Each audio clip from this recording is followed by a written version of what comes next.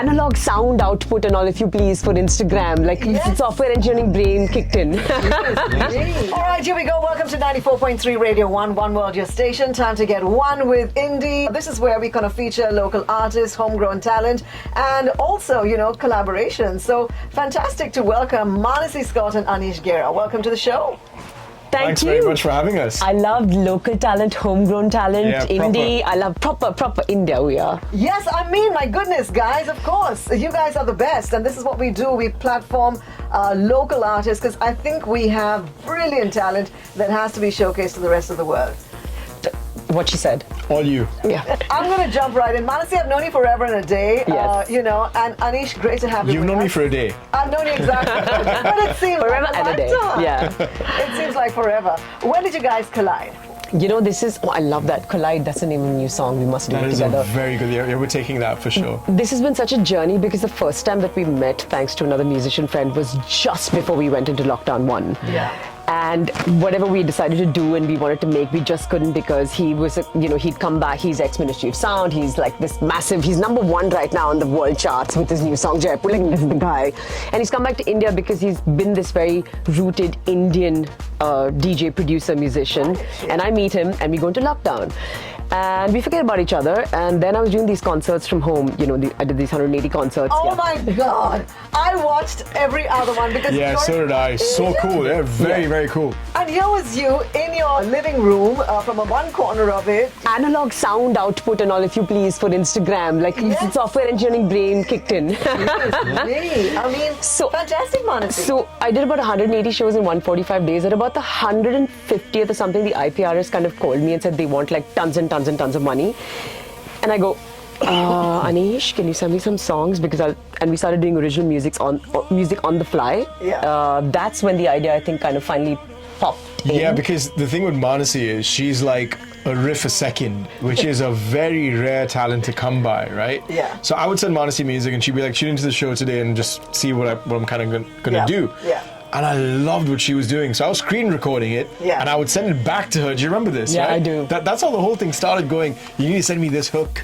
And I was like, I don't remember that hook. Yeah. That's why I was recording that because I knew she wouldn't remember it. So, oh my God, so you guys were collaborating from then. Yeah. I mean, also hooray for technology, right? Yes, of course. Yeah.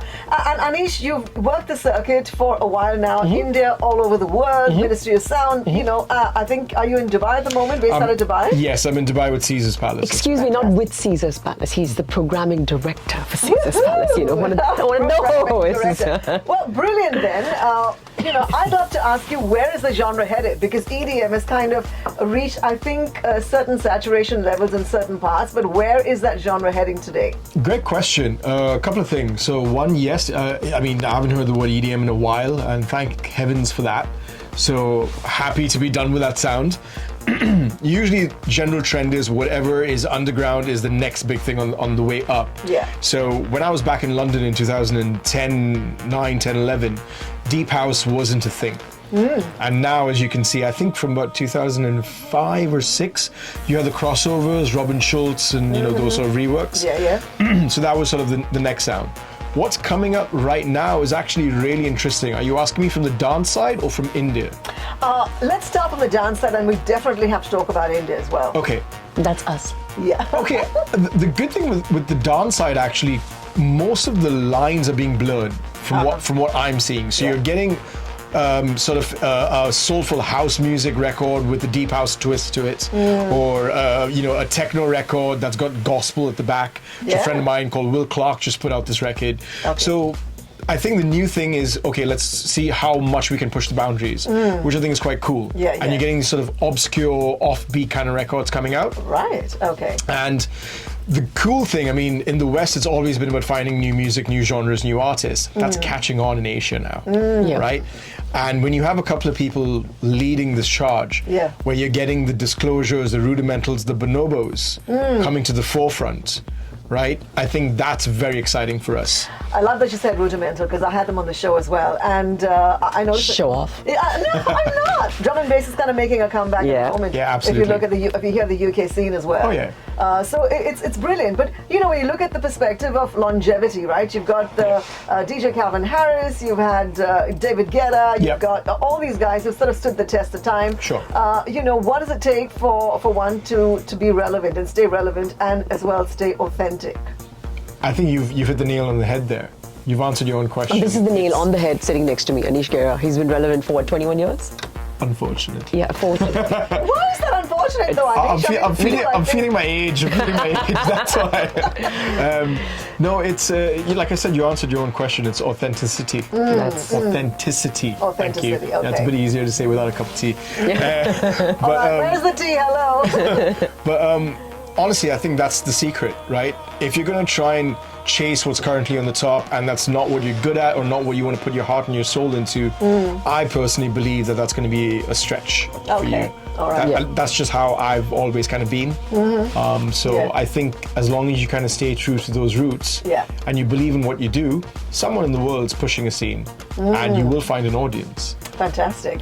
Manasi, coming to you. I mean, you've worked the circuit for a fair few years. Same, 22. 22 same. years. Yeah. You are so hardworking, I must say, whether it be singing or whatever it is with respect to media and the entertainment circuit, right? I have to ask you this, though. You know, what's the one life lesson or hack that you've picked up along the way that you don't mind sharing with us today? You got to do what you got to do. You got to keep doing it. You've got to do it no matter what anybody else says. And just to kind of move on with authenticity is what we were talking about. At the end of the day, it's your voice and you need to be heard. And I've always believed whether it's 5 people in the audience or 50 or 50,000, I've done the IPL opening, I've gone and done the World Military Games, I've performed at the Kodak Theatre.